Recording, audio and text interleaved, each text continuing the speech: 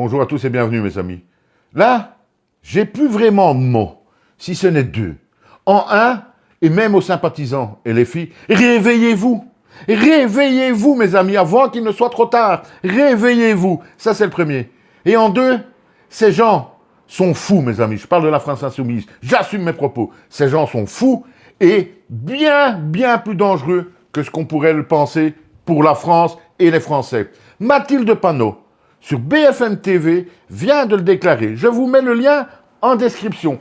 Allez le voir, écoutez ce qu'elle dit, regardez son faciès, regardez ses mimiques, cette haine qui transpire quand elle parle. Elle a donc déclaré, clair et net, qu'en France, pour les héritages, à partir de 12 millions d'euros, je sais, ça ne concerne pas tout le monde, mais ça, on va y venir dans quelques instants.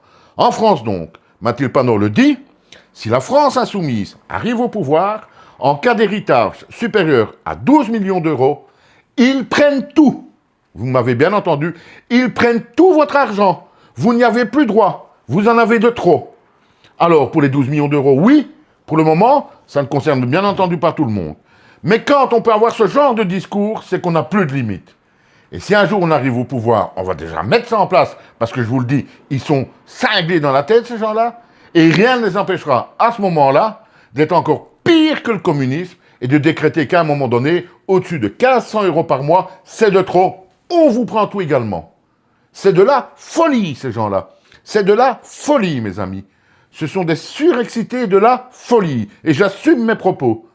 Il n'y a aucun dictateur qui parle comme ça. Ils sont pires que les pires dictateurs s'ils arrivent au pouvoir. Un politique qui ose dire que si vous avez trop d'argent par rapport à ce qu'eux pensent, ils vous le prennent. Comment juger ça? Comment réagir à ça, mes amis? À bientôt, et je le répète, que la France se réveille avant qu'il ne soit trop tard, mes amis. À bientôt.